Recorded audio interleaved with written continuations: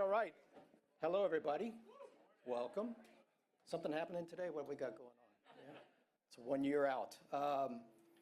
Welcome, everybody. Welcome to the Metro Atlanta Chamber as we celebrate the 1 year mark from hosting the FIFA World Cup in North America. I mean, let me tell you something. Yes. This process started in 2017, so that's how long we've been on this journey. So we're 1 year away from hosting the World Cup in North America, and we are 369 days away from hosting our first of 8 matches here in Atlanta at Mercedes-Benz Stadium. And to celebrate that 1 year mark, if you go outside to International Plaza sometime in the near future, beginning today, you will see a 10-foot tall countdown clock. And it's a great timing for everybody coming in next week, over the next few weeks for soccer matches, to take a good visual photo of the countdown clock to 2026. So we are officially on the clock and very excited. I know we talk about the matches and the visitation and economic impact, but really World Cup for us in Atlanta is an opportunity to celebrate and to show off our people and our culture and the energy and the hospitality that really only Atlanta can bring to large-scale sporting events. And we have a reputation for doing that, and we will continue to do that with the World Cup. The momentum over the years and recently has continued to grow. We are deep in our planning. We have recently announced in March the launch of our host city poster and our Sonic ID, and we will touch on those today. And we have obviously been involved in daily and weekly planning meetings with FIFA. And the feedback from FIFA is that we are tracking very well, and we are well underway in our preparation for hosting the event. Today is the 1 year mark from hosting World Cup in North America, but it's also a celebration of our planning progress and where we are in the details. In the past, it's been discussion and thinking and ideas, but now decisions have been made. And we're excited to show some of those decisions that have been made here today. And I think it's a great illustration of the broad collaboration that we've seen over the many years and many months, like we always do when we have these big sporting events, from the public sector to the private sector, whether it's the state, the city, our corporate community, U.S. Soccer, which now calls Atlanta home and will be ready to go before the World Cup next year. A lot of organizations have been involved in this. And we have, as you well know, proven time and time again that Atlanta is the premium sports city when it comes to hosting these big sporting events. And I know I say that often. I've been doing this a long time, and I say that many times.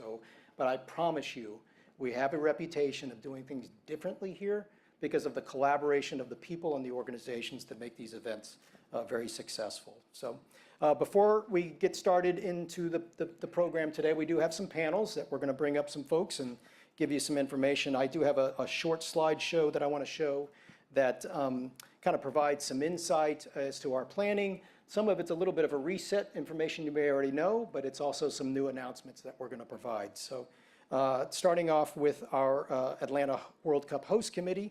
On the screen there, you see the organizations that comprise the host committee, just as kind of a reset as to what a host committee does. Anytime a big event comes to a specific city, here in Atlanta particularly, we form under the Atlanta Sports Council a host committee, and we bring in organizations from the stakeholders of that event. The host committee is responsible more for World Cup and other big events for various work streams. That could be safety and security, transportation, traffic management, the stadium, training sites, volunteer programs, signage and decor, sustainability, and many, many others. So as you can see, there's a lot of work streams that have to be done to put on the world's biggest sporting event.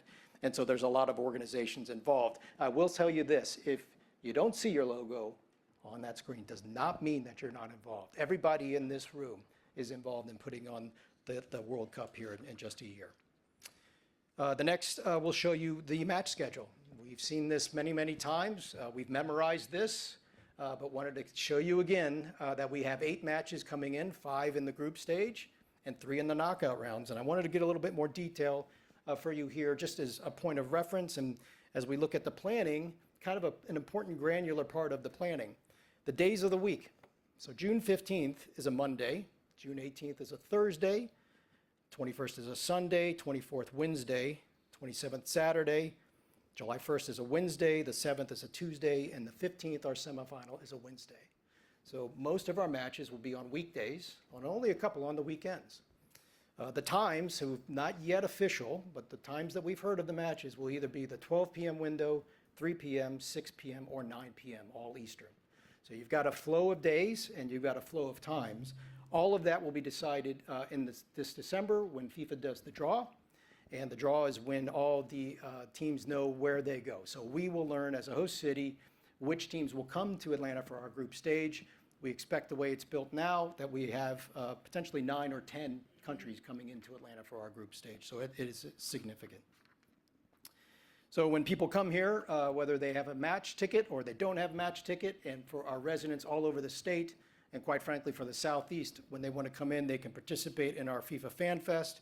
We're excited to announce that the Fan Fest will be held in Centennial Olympic Park, which is a living legacy from our '96 Olympic Games. So cool that 30 years later, we're bringing it back to life again, as it has been over the years, but really energizing it with a FIFA Fan Festival. You will hear about a little bit more of that on one of our panels. It is important to note that the Fan Fest is that point where residents and fans can come in and celebrate the sport of soccer, celebrate the World Cup. Even if you don't have a ticket, there's something for everybody at the Fan Fest. So we're really excited about that, and I'm very thankful to the Georgia World Congress Center Authority for taking on the ownership and management of our Fan Fest. Across the street, not a slide I have, but across the street from Centennial Olympic Park is the formerly known as the CNN Center, now the Center. And then that's operated by the CP Group. We're announcing that we're working with the CP Group to have the center serve as our volunteer headquarters during the event. So again, really nice area, close proximity to all the fan activation venues, to the stadium. As we work through with FIFA through their volunteer program, we'll utilize that space for the volunteer headquarters. And a big thanks to Ryan Howard and Star coming from the CP Group and working with us. All right, so we've got some fan locations. We've got the volunteer location. Now, where are the teams going to practice? Where are they going to train? We've got 3 venues serving as team base camps. I'm happy and proud to tell you that Atlanta and the state of Georgia is one of 3 host cities that have 3 team base camps. And big thanks to the Atlanta United. I know Garth is here, Zach Kearns from Kennesaw State, and Daniel from Mercer University are here. Thank you guys for your partnership. Really incredible venues. These venues will serve as the home away from home for teams when they come in and prep for the group stage. Really proud that we are one city and one state that has that has 3. Then you get into a little bit of the art and culture part of the World Cup. As I mentioned earlier in March, we announced our Sonic ID, which is a collection of sounds to create an association for a brand. And so Atlanta's brand, through our Sonic ID, was created by Atlanta's own Dallas Austin. And it's really cool. You heard it on my little walk-up. You're going to hear it through the transitions today. It launched back on March 6th, and it is available on all streaming platforms. So if you're paying $16.99 a month to Apple, like I am, go get that thing. And if it's still a cool thing to crank it up at a stoplight, do that. Turn it up. But big thanks to Dallas Austin for creating that. Really, really cool for us. The other fun part of hosting World Cup is the tradition of creating a host city poster. And normally it's a host country poster, right? But in this case, we've got 11 U.S. cities, and every city had the opportunity to create their own poster. And we are really proud to say that Jose Hadathi, who is here today, Jose, thank you, Jose, for creating our host city poster. Let's give him a round. Really, really incredible response, positive response to your work, so thank you. The poster represents the city and the state, highlighting different landmarks and state symbols within it. I will tease another comment coming up. You'll see a station soccer in there, and I know Sanjay is here. But thank you, Jose. We have copies of the poster here if you would like one. Maybe you'll do a little signature, perhaps, if we've got time. They are on sale for $19.99. If you are interested in that, FIFA set that price. And if you know FIFA, that's a bargain. So jump on it now. So as I mentioned, we've got venues and fan activations and the cultural part with the music and the art. But really, hosting World Cup is about the legacy and the opportunity as FIFA asked host cities to look at ways of growing the game. And I know that's very important to U.S. soccer as well. now calling Atlanta home. So we have identified 2 ways to, we think, benefit the community through the children of our community, and also grow the sport at the same time. So very thankful to have Kasim Lapido and Sanjay Patel from Soccer in the Streets here today. As you know, Soccer in the Streets is an Atlanta-based organization that is committed to empowering the youth of Atlanta through sports, and particularly through soccer. And they do that through their award-winning Station Soccer initiative, which uses unused spaces at MARTA stations and turns them into vibrant soccer hubs. And so we are announcing today that we are going to partner with the Soccer in the Streets guys to support the development of a brand new Station Soccer at the Hamilton E. Holmes MARTA station. And if you take a look at the map there, yes. It is on the far left side of the map, just above Mercedes-Benz Stadium. And through the work with Soccer in the Streets and our host committee partners, with this site will serve as a point where transportation and public spaces and fitness through soccer all come together to benefit the community and give people an opportunity to have access to the great game of soccer. So that's the Metro Atlanta impact. Now, as we like to do here, we like to really promote the fact that these events are held statewide and that they are impacting statewide communities. So in addition to Station Soccer, we are going to announce today that we're working with the Boys and Girls Clubs of Georgia to promote soccer to youth all over the state. And this map indicates the 15 different areas within the state that we'll be working with the different Boys and Girls Clubs in those respective communities. Note that pretty much all points of the state are covered. So really excited about that opportunity and look forward to working with the Boys and Girls Clubs as we develop that program. That is it for my slideshow. So I want to just tell you we've got great panels lined up. The first one is going to be a private corporate supporter program. I'm happy to have a Q&A with 2 of our early signees for our host city supporter program. But before we get into that, 2 things. You each got a cookie. Take these home. They're delicious. If you don't want it, leave them, because I've got a family that would like to have those. And I've been known to eat quite a few of these, so as you can tell, I love these cookies.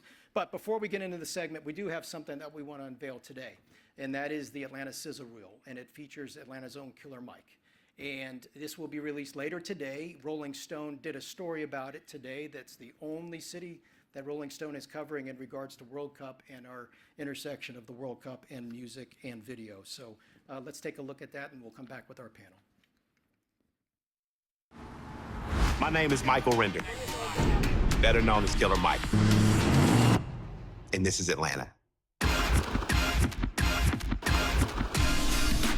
I think when people think of Atlanta, one of the things people think about is music. Atlanta has a very rich history of a bunch of dope stuff. Wherever you get a bunch of soul-filled people, you know, you get gospel, you get soul, you get jazz, all that mixed in together, you're gonna have a pretty good Brunswick stew. In terms of seeing stuff, Piedmont Park is amazing. My wife swears by the Beltline.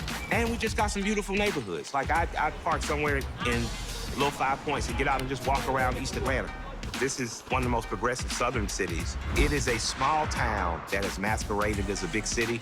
And now that we're becoming a big city, we're remembering we're a small town. So people are gonna speak to you. You know, people are gonna be sincere in their speaking to you. From the moment you get off the plane, you're gonna be greeted, you know, you're gonna be helped along. I think that people should come here and kind of walk the streets and meet and greet people and see all the amazing things we have to offer them.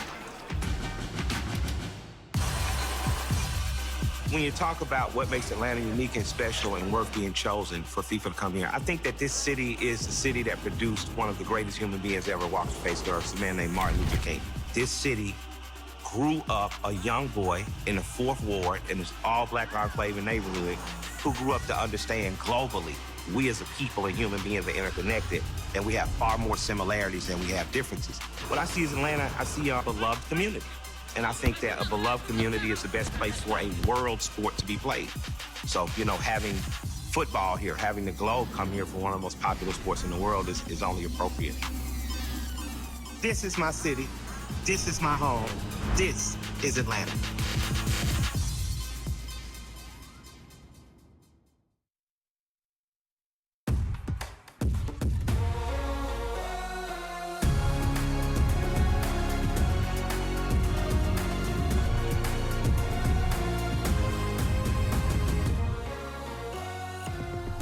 that's the Sonic ID, right? Wanted to let that play out a little bit before I started speaking. Really cool, and that video was really fun. So I believe we can make that available. Where's Aaron? Can we? I'm kind of going off script here. Can we make that available to people and they can blow out that video? Yes. So 4 o'clock. So look for it. Send it out to everybody. So really cool. All right. So I mentioned the public-private kind of partnership that Atlanta is known to have and the state of Georgia is known to have. And I can't think of a better example of what we're about to talk about from the corporate side, the private sector.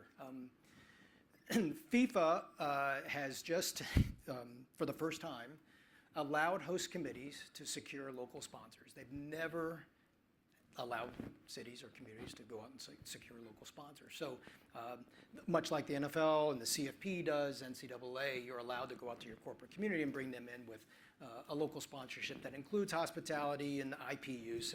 But FIFA never really allowed that. And so thankfully, they have allowed that for the 26th tournament because it unlocks a really key funding mechanism for our host committee that supports our planning efforts. So today I'm going to have a real short conversation with our first two companies that have come on as host city supporters. I will tell you right now that this is a very fluid situation. I'm going to give you some insights of the media.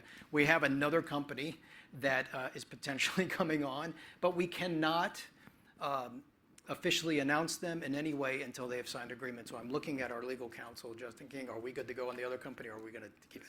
Very close. Jeez. Maybe if I say, can we play that Sonic ID one more time? If we stretch this out, maybe I can bring the rep up who is in the room, by the way. So anyways, we'll go. We've got two great companies here. So please welcome Christian Fisher from Georgia Pacific and Allison Coble from Home Depot to come on up here.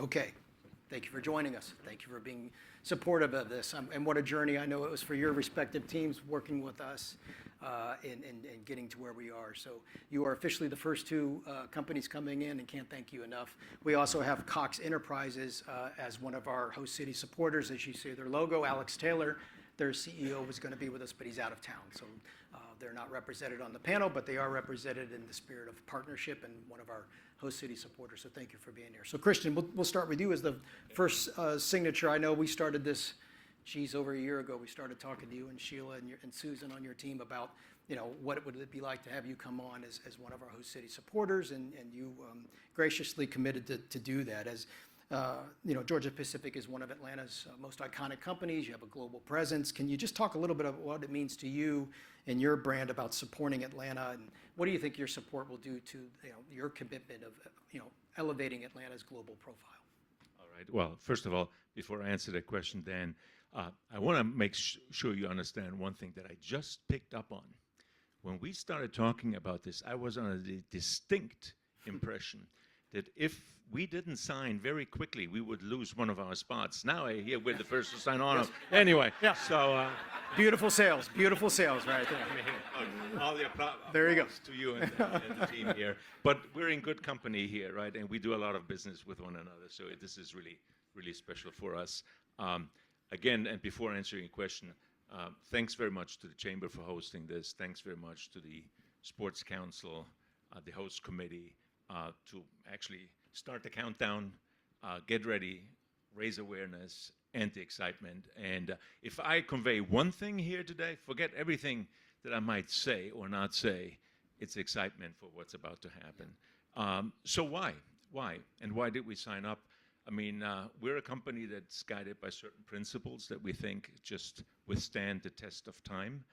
The one overarching everything is what we call mutual benefit. And we try to bring mutual benefit and benefit ourselves by bringing mutual benefit about customers, employees, suppliers, the community that we're in, etc. I think you're starting to get the gist already of why we're so excited to support this effort, the greatest sports event that I think I know of.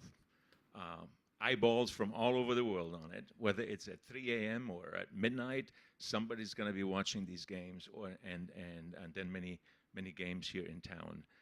I think this is just such a spectacular opportunity to showcase the city, our community here, downtown, and games are over there, and our office is over here. We've been been here downtown about 50 years. By the time the World Cup comes around, and it's just a great opportunity for us to showcase who we are, who our community is, and also some of our products and brands and all the good stuff that goes with it, by displaying the logo and all that. But it's a great opportunity to again, collaborate with customers and business partners, with nonprofits that we support here in town, with the chamber, and a bunch of entities here to come together and leave people with the impression, again, that we're just the place to be and to host this type of events. So great to be part of it. Love it. Thank you. Allison, Home Depot is also in Atlanta, iconic brand and global, all over the world. You are our second company, so we're talking to come in. A little bit different path, though, with us. I mean, Home Depot's used to sponsoring sports properties. College Game Day is well known. It's one near and dear to my heart. But this is a different type of football, if you will, soccer. And so your path was a little different in that you connected directly with FIFA to do a tournament-wide sponsorship. Had to get through that first, and then we were allowed to talk to you as a host city. And so from your perspective, what does it mean for your brand to support the tournament on a national basis, North American basis, and then here in Atlanta?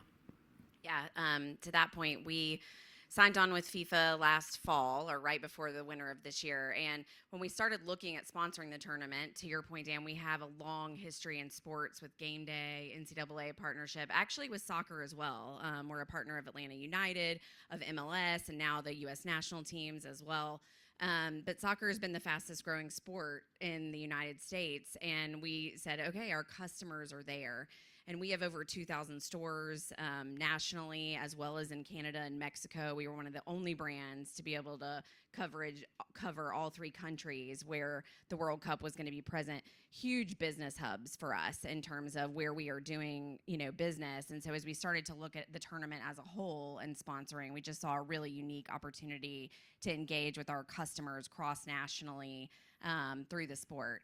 And then as we start thinking about Atlanta, it can't be overstated how important Atlanta is to the Home Depot. I mean, this is where we've been born and raised, and if we look back, and it's really special that where the Fan Fest is going to be hosted, because what helped transform the Home Depot from a regional brand to a national brand, for those of you that were here, and I'm an Atlanta native, was the 1996 Olympics. So to be able to look at an opportunity like this and to help transform our brand and get it ready for the next chapter, we just have a really special heritage with Atlanta, with the history that we have here, and just kind of giving us that opportunity to move into the next phase of growth for our brand. So we're super excited to partner with Atlanta and just continue to showcase the incredible business place that this is, and community of our citizens. So very excited. So I'll stay with you, Allison. So I know FIFA's got guidelines, of which you can, we'll call them guidelines, or perhaps restrictions, however you want to, of how you can engage and activate. But can you share anything of kind of what you're thinking, perhaps a year away, of how to activate in your hundreds and thousands of stores around the country, particularly maybe in Atlanta and the state of Georgia? For sure. There are a lot of rules, but we play very well within those. We're very excited, and you actually touched on something. The Fan Fest is a really important component because not everyone is going to be able to go to a match. There is, limited seating inside the stadiums, although we have massive, incredible stadiums here in Atlanta and in the United States. So Fan Fest activations are really important. We have 2 decades of experience with Game Day and with our other properties of just engaging our community and making it fun and giving them a reason to come down and be part of the action. So we will have a really strong and exciting presence at our Fan Fest. When we sold some of this sponsorship in, it was about making it bigger than just the on-site activation, though. And how do we connect this into our stores and onto our site? So we will also have in-store programming that we're going to invite people to come in. For those of you who are familiar with our kids workshops, we love to engage our kiddos. We offer those every Saturday. We will have custom World Cup kids workshops that we are planning. We'll be hosting customers at matches, so just an amazing opportunity to bring our top customers just to experience this once-in-a-lifetime opportunity. And then lastly, we had a lot of success in the '96 Olympics with volunteerism for our associates, and how do we bring our associates in our stores in. So we're also looking to bring in more volunteers from our associate community to help the cities, both in Atlanta and, across North America, to help them pull the tournament off. And we're really excited to be able to engage our associates in that way as well. So this is really across our entire company, and that we've just got a lot of work ahead. Talked to Dan the other day, and I said, I'm so excited that it's a year away, and I'm also totally panicked that it's a year away. Yeah, you almost want to go back 8 years ago. So, Christian, before I come to you for our final question, I'm actually going to go to Justin. I see him on his phone. We got clearance? Oh, jeez. All right. Do they need a pen? Yeah, I don't know. We can do that. I know the company. They have plenty of pens. So, all right, we're going to let it go, and we'll announce them here shortly. But, Christian, just to close this out here. So, just from a personal level, I know you've been to 3 World Cups, and you're an avid soccer fan. Can you just talk a little bit about what World Cup has meant to you and soccer has meant to you over the years personally? You all detected an accent, right? Born in Germany, raised in Brazil, and I started playing soccer in Germany, and I kept on playing too long. I should have stopped earlier. And just in the spirit of the World Cup and competition and all that, Brazil won 5 World Cups, Germany 4, and then there's everybody else. So, okay. So with that, and I had the privilege of being at 3 in France, in Germany, and in the U.S. in 1994. In the U.S., I was in the final, and Brazil won, so that was super special. But I want to connect it to something else that you said, Allison, like back to the Olympics here in town. I also had the incredible privilege of hosting a couple of Olympics, including here in Atlanta. And I say that the relationships we built, the memories we built, the connections we built and developed by hosting the Olympics here in our town, exceeded everything else. And now you combine that with soccer, and it's back here, and it's over an extended period of time, as Dan said, not just one event. This is just going to be just such a unique opportunity to bring people together, establish these long-term memories that actually will have benefit far beyond just, the semifinal. Yeah. So I'm super excited about that, and you can see there's personal passion to business opportunities that we clearly see, and that's what we sign up for, but also a chance to, again, work together and come together with the town here and for the best sports that I know of. So. There you go. Well, perfect perspective to end on, so thank you.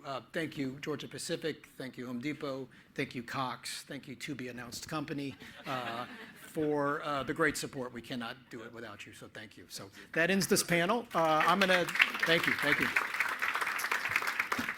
All right, you've seen enough of me, so I'm going to hand it off to Jason Longshore, who's going to take our next panel. So, Jason, come on up. Hey everybody, I'm Jason Longshore, one of the voices of Atlanta United and one of the founders of the Soccer Down Here network, where we cover soccer at the grassroots level, at the high school level, all the way through the professional and World Cup. It's pretty crazy. I fell in love with the game because of the World Cup, so it introduced the world to me in a way that I could have never learned about living in Riverdale, Georgia, and I'm really excited that the next generation of Atlantans and Georgians are going to get that opportunity in their backyard coming up over this next year. What we're going to talk about with this panel is how Atlanta will welcome the world. So I'd like to have my panelists come up. Let's start with Dietmar Exler, the Chief Operating Officer of AMBSC Mercedes-Benz Stadium. Thank you. LaShondra Burks, the Chief Operating Officer of the City of Atlanta.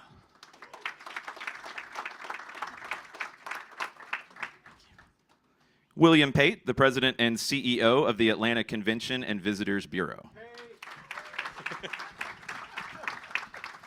And Katie Kirkpatrick, the President and CEO of the Metro Atlanta Chamber.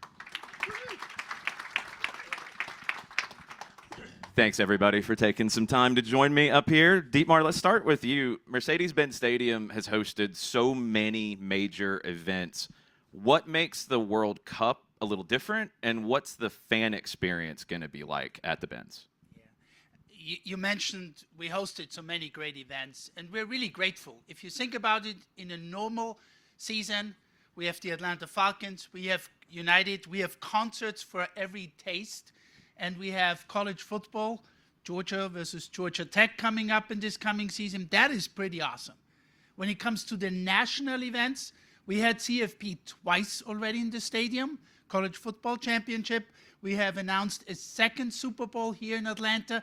We missed out on a Final Four before COVID a few years ago, but have one now. And on top of that, we got to do now the international soccer event, biggest sporting event in the world, where we bring the world to Atlanta, to our Mercedes-Benz Stadium. That's just going to be awesome.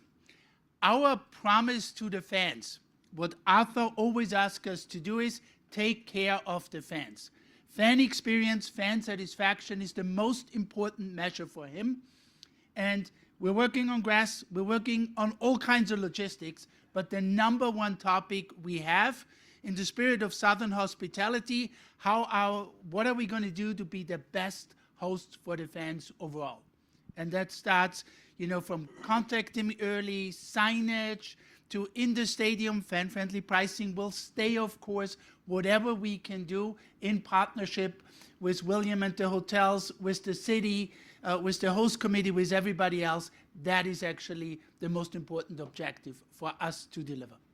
LaShondra, let me ask you, how's the city of Atlanta planning to support the FIFA side of things, the operation? And what defines success for the city and the mayor? Well, so for us in Atlanta, Just try holding it up. okay, now there we go. There we go. Thank you. So I would say for us in Atlanta, one, we're extremely excited to be a part of the host committee and make sure that Atlanta is ready for the world. As you heard earlier, this is not our first time at the table, not our first time doing this, but the city is really responsible for safety and security, infrastructure, and some parts of transportation. And you'll hear from a lot of our team members today, we have very specific staff dedicated to this work. So it is outside of their normal day-to-day operations. You'll hear from Deputy Chief Hampton soon, where we have a new division in Atlanta Police Department. This is all they do every day is think, breathe, safety leading up to World Cup. Fire Chief Rod Smith is here. ATL DOT Commissioner is here. The world's busiest and most efficient airport in the world General Manager is here. Ricky Smith, and our Parks and Recs Commissioner. So you'll hear a little bit more throughout the day from some of them around all of the work that we're doing to prepare Atlanta for the world. And again, daily operations focused on that. William, let me ask you, how's the hospitality sector here in Atlanta preparing for everything with World Cup next summer? And what kind of experience can the visitors, either from the region, from the country, or internationally, what can they expect? Well, everybody's going to have a great experience because that's what we deliver here. Our hospitality community is already meeting. Those are hotels, venues, attractions, other CVBs across the metro area and across the state. A lot of what we're doing right now is community awareness and just making sure that everybody understands the timelines, what's going on. We talked about the FIFA guidelines. You'll hear about that, I'm sure, many more times as we're talking. And we make sure that everybody understands those. And so it's really about engagement, about making sure that we have a fantastic customer experience set up. We talk about language, make sure we have all our languages covered and things like that. So it's always, the little things that really make the experience special. Right now, a lot of activity in the city is around the corporate partners and sponsors. We have about 127,000 hotel rooms that are already booked for the event. That will go up substantially once we find out what countries are coming and the fans can start booking. But already corporate sponsors are around town scouting out venues. We have 60 venues across the city that are hosting or that are holding space at their venues for parties and things like that with the corporate partners. Just to put that in perspective, we had over 100 venues that we used in the last Super Bowl, so that number will also go up once we find out which countries are coming. As I always say, the experience, a lot of it is going to depend on the countries we get, because if we get, Brazil, somebody mentioned Brazil, we get Brazil and Germany, I mean, this place is going to be wall to wall, right? And so we have to be prepared for that. And so spend a lot of time with that. And then we've got a website that will, part of our website, discoveratlanta.com, that we'll be bringing live here in a couple of weeks, where you can log in your events. We're trying to collect all the event information so that we can manage traffic patterns, security, things like that for all the events that we have in town. So the great thing is we have fantastic people that work on this, and we know how to make people feel welcome. And when we welcome the international community again, we're going to make sure they have a great experience. 100%. Katie, let's move over to the Metro Atlanta Chamber side of things. There's a lot of support needed to make all of this happen. How is the Chamber encouraging the federal, the state support for everything World Cup related? Well, Jason, it's actually nice to be here because I listen to you all the time. So it feels a little bit like fangirl-ish right now. So, one of the roles that the business community as a Metro Atlanta Chamber plays is really rallying around the event, supporting our partners like the City of Atlanta, the stadium, the CVB, the Atlanta Sports Council, where we can influence and convene people to take action. And I want to start by talking about the City of Atlanta, who has been a constant community partner for all of our major events for a very long time, and they deserve a lot of credit for the resources they pour into these events, not only with talent, but also the funding that goes into it. So you all do an incredible job. We then thought about the state, because we heard Dan talk about this is a statewide event. While it's being held here in the city of Atlanta, we're gonna have activations across the state, building that fan engagement for the game of soccer. So we spent a number of years talking with the state of Georgia and building excitement for them and them understanding what this could do for the state of Georgia. And I'm really pleased to share that the state of Georgia allocated and appropriated and has already sent the money over $25 million to help just with the security piece of the World Cup. And as you might know, when you have hundreds of thousands of people here, it's not just the game day that matters. It's every day in between. There will be parties, as William explained, or festivals or street activations.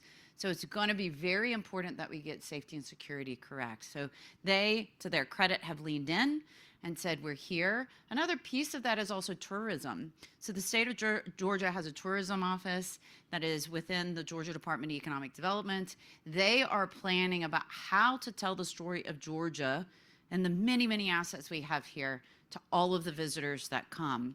And then finally, I want to recognize the federal government.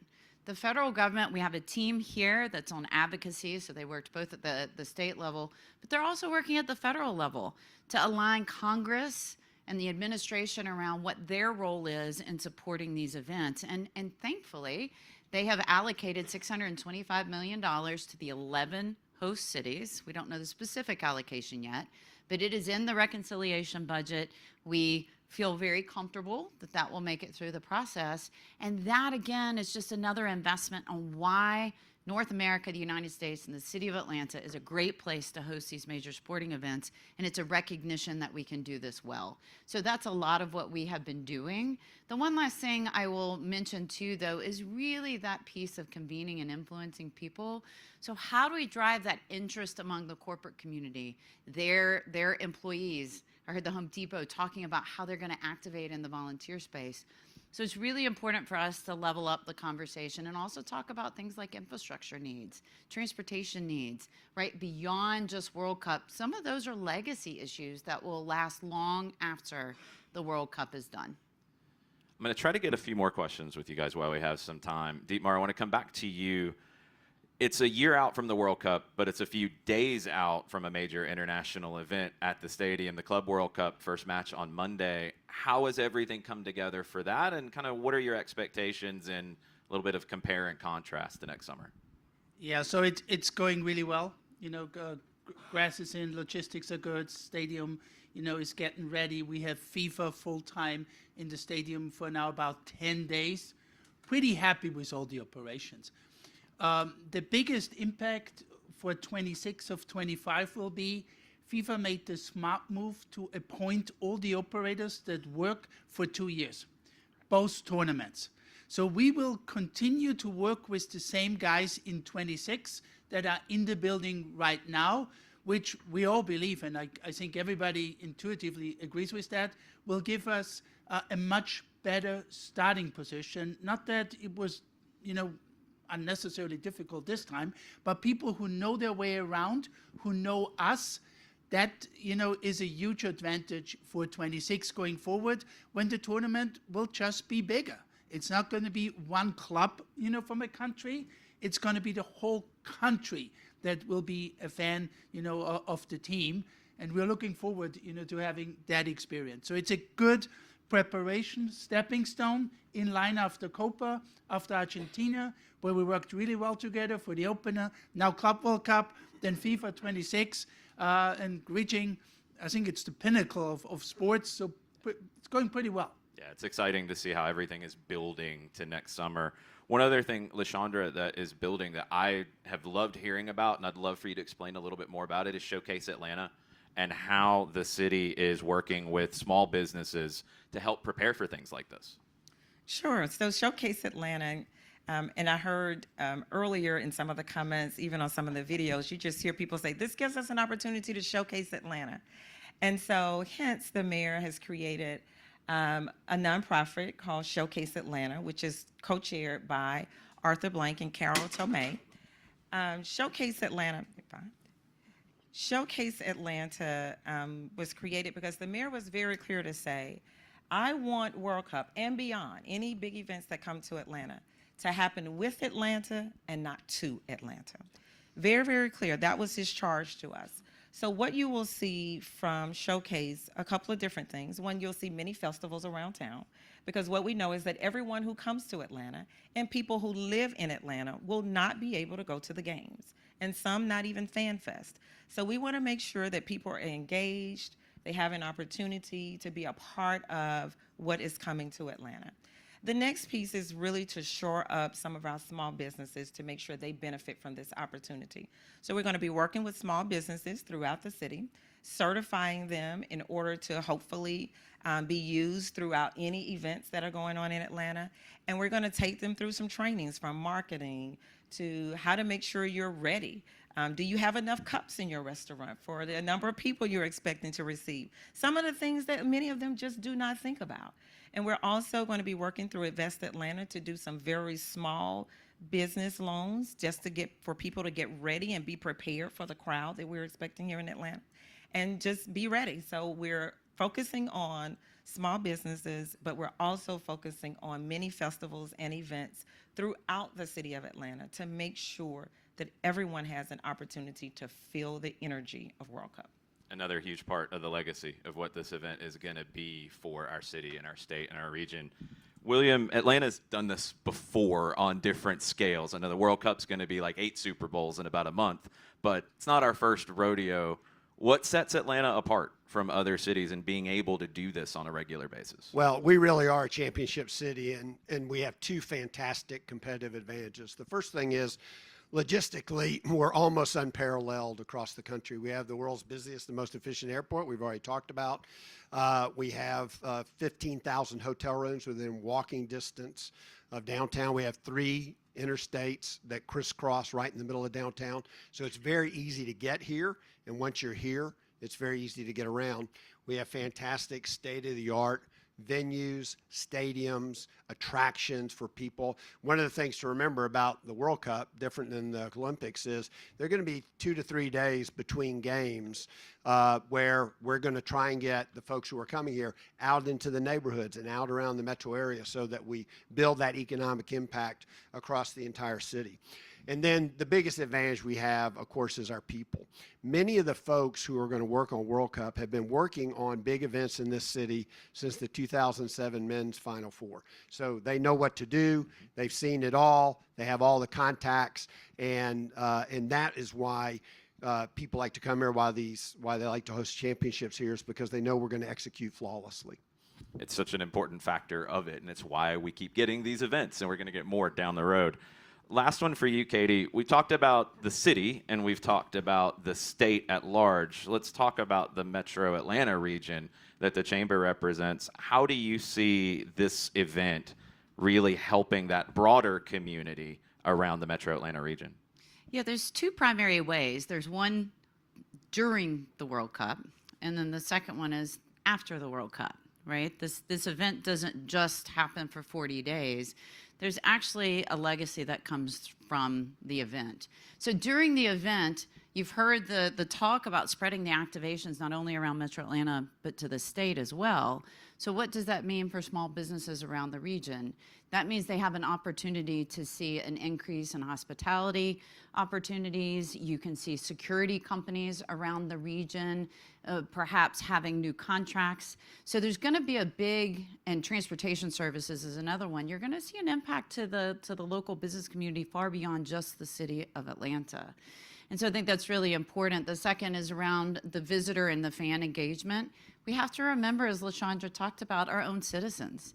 And so they're going to be able to experience a world-class event like I did when I was however young, 1996, with the Olympics. That had a lasting impact on me, and it actually made me want to stay in Atlanta, be a resident here, raise my family here, and have a professional job here as well. So it really inspired me. The last point I'd like to say is that one of the things we're excited about with the World Cup is really the global stage and the opportunity to tell the business story about Metro Atlanta. And so the global stage, we're going to have a lot of eyeballs here. And so what we like to think about, it's a foreign mission, trade mission at home. So all of these communities, when we start activating with these companies, are going to have an opportunity for economic growth beyond just what happens through those 40 days. And that is really exciting. Look back, 2026 will be 30 years to the day that we hosted the Olympics. So what a great legacy here. We've seen growth for 30 years. We're only going to go upward in the next 30. It's cool that we kind of started with welcoming the world to Atlanta, but I think we ended up getting into a lot of how Atlanta and Georgia and the metro region is going to carry on the legacy of this event. Thank you all so much for spending some time with us today.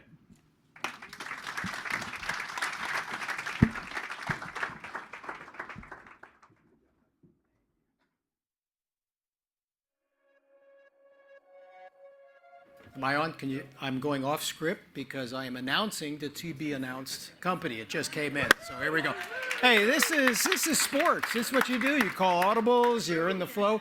Very, very thankful to announce that in addition to Georgia Pacific, Home Depot, and Cox Enterprises, that Southern Company is coming in as one of our host city supporters. Trey Kilpatrick is here. Trey, thank you very much. Justin King, thank you to King and Spalding for pushing it through just the way we planned it in today's program. So, on with the show.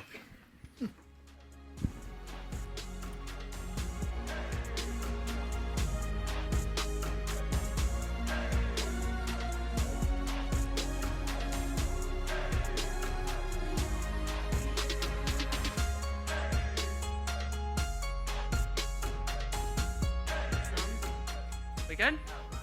Hello, everybody. I'm Georgia O'Donoghue. I'm the chief, and Lamar Stewart, my woo guy. Yeah, my hype man follows me everywhere. I'm the chief operating officer for the Atlanta World Cup Host Committee, and I am excited to speak to you all today. We heard a lot in the last couple panels, especially in the last one, about how Atlanta is ready, and I am going to speak to the experts today so you can hear just how ready we are. So I'm going to bring them up one by one. Start with Ricky Smith, the general manager for Atlanta Hartsfield-Jackson International Airport. Put you right next to me. Come on down this way. Perfect. Rhonda Allen, our Chief Customer Experience Officer at MARTA. Deputy Chief Charles Hampton with APD. Adam Fullerton, our VP of Stadium Operations at Mercedes-Benz Stadium. And TJ Rogers, our National Sales Manager at Georgia World Congress Center. Please. All right. So we've talked, again, we've spoken to some of our supporters, we've spoken to a lot of our leaders. Now we're talking to the people who are getting it done, right? So we've got, from my perspective, we've got getting people to Atlanta, moving people through Atlanta, keeping them safe, and then putting on a show, right? That's what we're trying to do as we're here for World Cup 2026. So we'll start with you. We're no stranger to this in Atlanta. We've heard that over and over again. World's busiest airport, you're definitely not a stranger to this, but this is a different level. This is 8 Super Bowls in 39 days potentially. So can you tell us about how your team is preparing over at the airport? First of all, thanks for having me on the panel. And I must admit that that soccer is kind of a short-lived experience for me. My young son, when he was very young, we took him to a hockey camp because he was excited about, soccer camp because he was excited about soccer. And we thought he had a great time on the way home in the car. And we asked him why wasn't he excited, and he wouldn't talk. I said, son, talk to me. Why aren't you excited? What didn't you like about it? He said, well, I just didn't like it, Dad. Son, why didn't you like about it? He said, I didn't like the running part. It's tough. That's tough. That is pretty tough. So, it's been said many times that Atlanta's been through this before, right? And at the airport, we've certainly been through this before. I mean, we kind of live by this notion that people don't get up in the morning saying they want to spend their day at the airport. They want to get through the airport, right? And so we work very hard to do that. It's also been mentioned that we're the busiest and most efficient airport in the world, and that is true. But we try to develop a mentality that we're not the busiest airport in the world. We're not great because we're the busiest airport in the world. We're busy, and we have a great team, right? We have a great series of partnerships. We have a great spirit. And so we've been working very closely with the many partners at the airport, including our airline partners, our security partners, our operational partners, and some of those outside of the airport, including FIFA team. And so they will experience enhanced biometric measures and other pre-security screening measures as they come through our customs area. And they will be greeted by a group of employees who will be excited about the FIFA experience, and we're looking forward to that. We do have a dress rehearsal coming up next week, right, where we'll have Club World Cup. That'll give us a chance to see how prepared we are. We think we're about 80% prepared, and again, we've been through this before, and we'll handle it very well. We know you will. Fantastic. Thank you. Rhonda, so once they're here, right, we got to move them around the city. So how is MARTA approaching this challenge? Well, thankfully, we didn't just start yesterday. A lot of the work that happens on a day-to-day basis really, prepares us, right? Any of the special events that we have, any of the larger major projects we've had over the last few years, we've really been thinking what's going to be the impact for our customers, the daily customers, as well as visitors, as we make, these decisions around, what do we do next, right? Our North Star, is really about making sure that that our system is easy to use, that we have a high frequency of service, and that we have an inviting atmosphere, right? We want to make sure that our transit system is safe, clean, and reliable. So a lot of the work that we've been doing to prepare for, this week coming up in World Cup has really been around making sure that we're safe, clean, and reliable. So wayfinding, that's a huge change for us. It was announced about maybe a month or so ago now that long station name, WGCC, CNN, Dome Center Station, is getting a new name, right? So it'll now be known as a Sports, Entertainment, and Convention District Station, SEC District Station. And so we'll be doing a lot of work over the course of the next year to make sure that we get the signage changed around our stations, digital as well as some of the hard assets. International icons, making sure it's not just that station, but that folks know, can read, if they can't read, our language very well, that they can look at a sign or an icon or geography and know exactly where they should go and where they're going. Also at that station, we'll be changing or replacing the escalators, the 4 escalators that are up and down that are most used there from the plaza to the concourse level. We'll also have an opportunity to we're replacing our entire fare collection system, right? So individuals will be able to, rather than standing at a line at a ticket vending machine to purchase a MARTA card, they'll be able to go directly to the fare gate, tap a debit card or a credit card, and enter with using open payments, digital wallets, and that sort of thing. So we're looking forward to that. And then it's our people. Right, so we're preparing our people to welcome the world and have an inviting atmosphere. So the MARTA Police Department will be out in full force. We have our transit ambassadors who help individuals navigate our system, and then we also have our load and go teams. Dietmar and I were talking about that a little earlier today, right? We're always trying new strategies and service strategies to see how we can do things better. And Dietmar brought something to my attention this morning that we will likely be trying. But those folks are making sure that folks on the platform are safe and and that they're entertained as they wait, right? There's going to be a crowd of people. So those are, a majority of the things that we're doing to make sure that we're ready. And these investments are long-term investments, right? So it's not just for the folks who are visiting here that are going to get that opportunity to benefit from that, but our riders, our daily riders are going to benefit as well. And then we also want to make sure that individuals who live here and are preparing to go to work or just to a doctor's appointment can get where they need to be along with these visitors. So we're excited and can't wait. It's fantastic. I love that you talk about safe because you've got the king of safe right next to you here.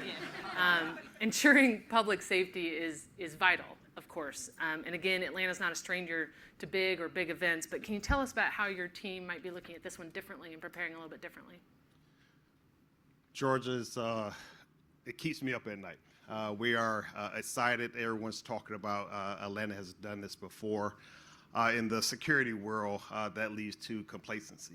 And so we are excited about the opportunity to host the world, but we know we have a huge responsibility to make sure visitors and residents remain safe and that they want to come back for all 8 games and enjoy the Fan Fest. So some of the things, as Madam COO stated, is that Chief Shearbaum decided that this was big enough to create a division where this is my ultimate responsibility.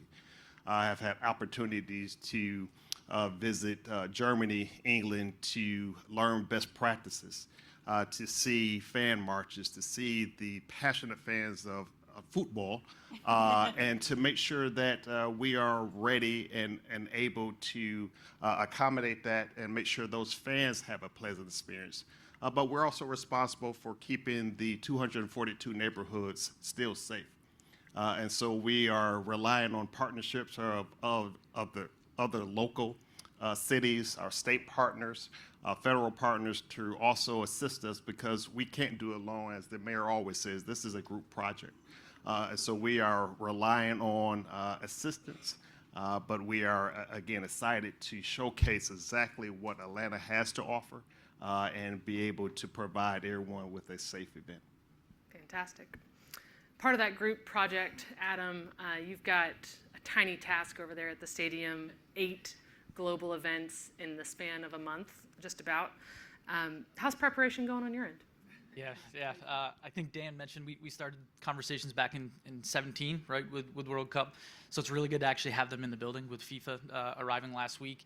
We can finally start doing things instead of planning and talking. So it is a good stepping stone for us to start that relationship, that working relationship with FIFA. But overall, our building was pretty.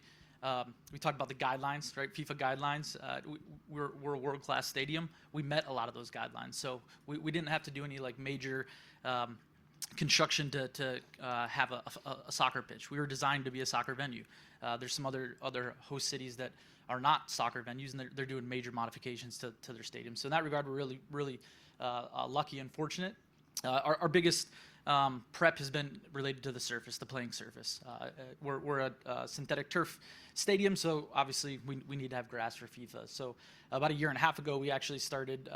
Our biggest challenge at the stadium is finding time. We don't have time to do long projects. So once we learned the requirements from FIFA, we really knew we had to get to work right away. A year and a half ago, we started some underground infrastructure upgrades that will help us install and then maintain grass for a month period. So that's really where our energy and our planning has been around from a kind of a construction standpoint. I think this coming week and coming month with FIFA in the building is going to be really good for our staff. Every event that comes in brings a little bit different, unique needs and wants. For me, the FIFA lingo, just learning the language of FIFA, they call things differently. They have different names for our spaces in the building. So really just collaborating with them, it's going to be a really good rep. I think our staff will come out of this a whole lot more prepared for 26. It's fantastic. And I don't want to sell you short either. Let's talk a little bit about sustainability. Yep. I know that most sustainable venue in... I would say so. Yep. Certainly the FIFA tournament.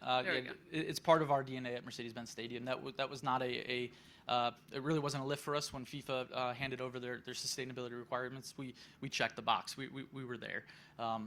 Our zero waste program that we've been operating at the stadium now for the last 3 years really sets us apart from a lot of other venues. And then we're dipping our toes in the water with another LEED certification. And that's something we would have done regardless of FIFA or not. We just, again, it's part of our DNA, and that's something that will continue to operate sustainably. Fantastic. And I know we're also working with our partners at GWCC. Similar, we're going to try to make this whole campus as sustainable as possible. And TJ, we've announced today, obviously, the Centennial Olympic Park in 30 years. Thank you, Katie, for speaking about that. 30 years from the Olympics, a very exciting location, a very exciting moment. And of course, GWCC will be home to many other spaces for FIFA as well. Let's talk about how is your team preparing and how's all that going? So first, we are thrilled that Centennial Olympic Park is back on the world stage once again. We're going to showcase all the great things that we do around our campus. Many may know that the GWCC campus is purpose-built to host events of all sizes, often with a focus on sports, entertainment, and conventions. We're fully prepared to host our regular convention calendar in addition to our role within the FIFA World Cup footprint. We've been strategically planning. We've got infrastructure upgrades as well. We've got campus-wide readiness planning happening to create a seamless experience for all of our guests, spectators, and attendees. We'll also continue to work closely with FIFA, its global partners, the Atlanta Sports Council and Host Committee, the City of Atlanta, and city supporters to provide and make sure that we have logistics and public safety and staffing levels up to our top tiers. So we're ready. We're ready to go. It's fantastic. And tell us a little bit about Fan Festival. Can Dan get more cookies at Fan Festival? What do we got coming for us?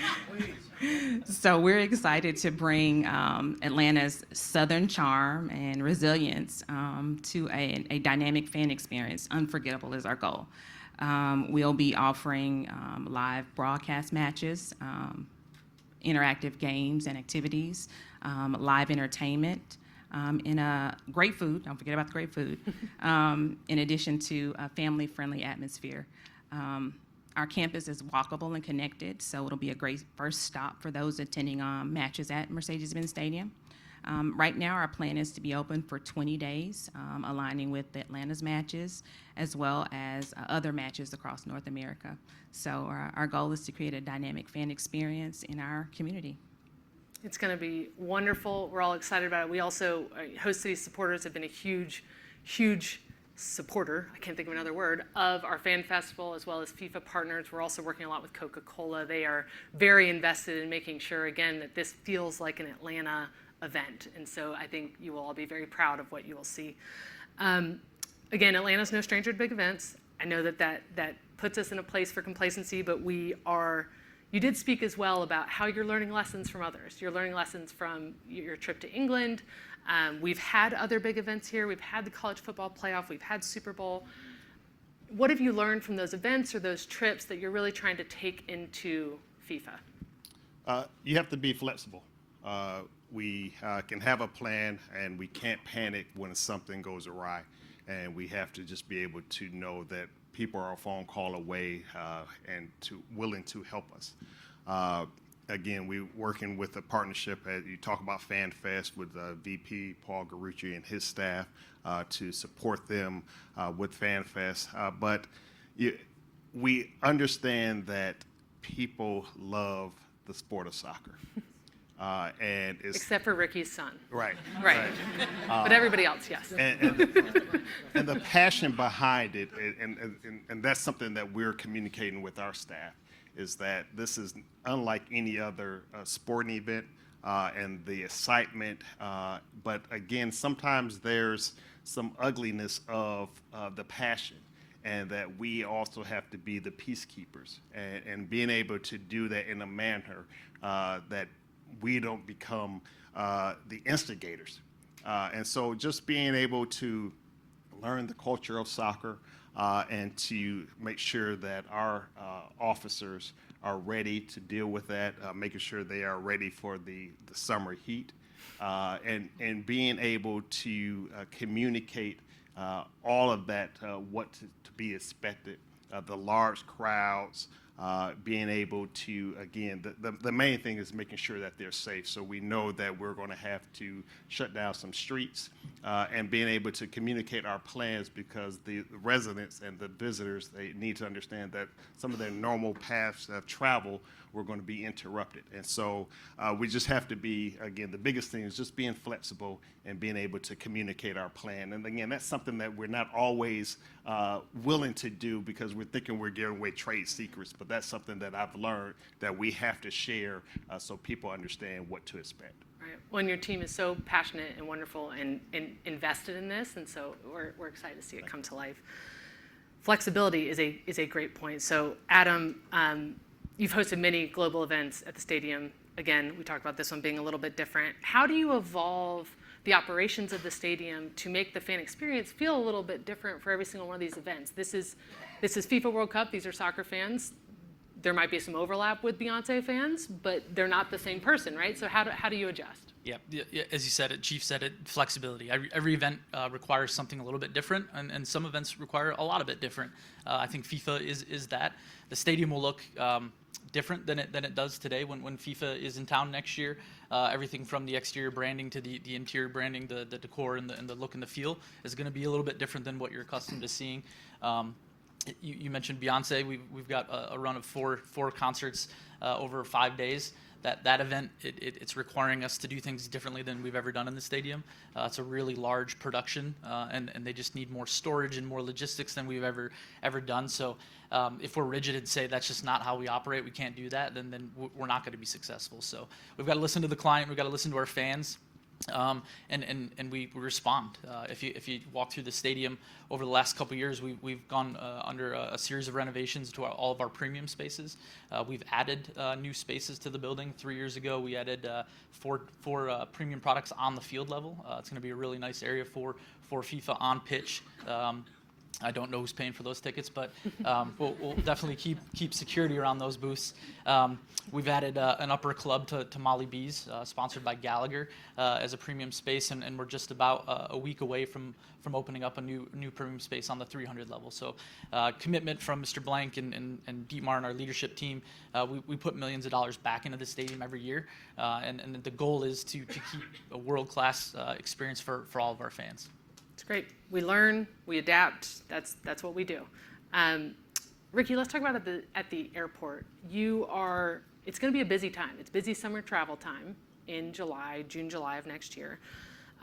We know, or we hope, that Atlanta will be a hub for many of these visitors, right? This is, again, the most efficient airport, but it's also, if you're coming from Europe, this is really one of your main stops. So how are you going to ensure that your bread and butter, right, your local traveler just trying to get to the beach for the summer, is not disrupted by this giant thing coming in? Well, just 2 weeks ago, we had the busiest day in airport history, right? So we know that a key to that is how we staff our key services, our security checkpoints. In this case, customs will be a major element of the customer's experience, and so we're working very closely with customs to make sure that they have the staffing levels, and where they don't have the staffing levels, we can supplement that. If after World Cup visitors are talking about the airport, then something didn't go well, and so we don't want that to be the conversation. We want people to come here and enjoy what for many will be the most amazing experience in their lives. We have a remarkable customer experience team that works very closely with our airline partners and our concessions partners, and I think you will see a spirit at the airport like you have not seen before. But again, it goes back to making sure that if people have to spend time in the airport, that we have all the amenities in place to make that an amazing experience. But we want to get people through the airport as efficiently as possible, as quickly as possible, as seamlessly as possible. And we think if that happens, then that will add to the overall experience that they will enjoy when they come to Atlanta. Totally agree. So Ron, I'm going to finish with you. So we expect this longer duration of stay, we hope. Can you talk about how MARTA can connect all of these visitors to the broader parts of Atlanta? Sure. You know, if you're coming here internationally, you're staying likely more than, for one game. And hopefully folks, they understand how to get, to their hotel, perhaps in the Buckhead area, or maybe Midtown in the South by the airport. But there are other historical places, right, that folks will really want to see when they come to visit. I'm sure they've looked up what is there to do in the city of Atlanta. And I was very excited to see when I saw the sizzle reel that almost every place that I saw is accessible by MARTA, right? Whether there's a MARTA station nearby or whether there's a bus route that gets you there. Almost every place in that sizzle reel is accessible by MARTA again. So Stone Mountain, right? You can take a bus over to Stone Mountain. Individuals who have kids who are bringing their kids with them want to go to Lego Discovery near Brookhaven Station can get there. Decatur, the city of Decatur mentioned that they're going to have a watch fest for several days, right? That's at Decatur Square, right at the Decatur station. Again, the Carter Center, the King Center. Zoo Atlanta, all of these places, Botanical Gardens, right, Piedmont Park, all these places are accessible by MARTA. And so, again, we'll have our staff out to try to help people to understand and see exactly all the places that they can go, and they don't have to stay in the one, in the downtown area. And that gives other businesses an opportunity to take advantage of or be impacted positively by the world coming to our city. Fantastic. Can you give us a sneak at what will the status be of the 5 Point Station? 5 Points, the transformation project will still be ongoing. We will have finished the rehabilitation project, which is really on the platform levels now. That's the work that you see as you're coming through. I've laughed because some folks said they've actually passed by their stop because they didn't realize it was 5 Points coming through. But there'll be new tiles, new lighting, new ceiling tiles on the platform level, and there will not be any impedance to folks being able to transfer and use 5 Points during that time. While the concourse level and the plaza level, it will still be under construction. Individuals will be able to access that station via the Forsyth Street entrance. So we expect folks to be able to come and make their transfers as they do today throughout that station during this time. Love to hear it. Love to hear it. So you've heard everybody here today speak about their people. And I think that is such a nice note. Everybody's talked about their team. We've talked about Atlanta is a small town trapped in a big city. That is who we are. I think where you can be confident is we have been working hard. We will be ready, and Atlanta will have all the right people in place, smiling, showing our Southern hospitality, ready to welcome the world. So I'd like to thank my entire panel for all of your work that you're doing and for being with us today. Thank you so much.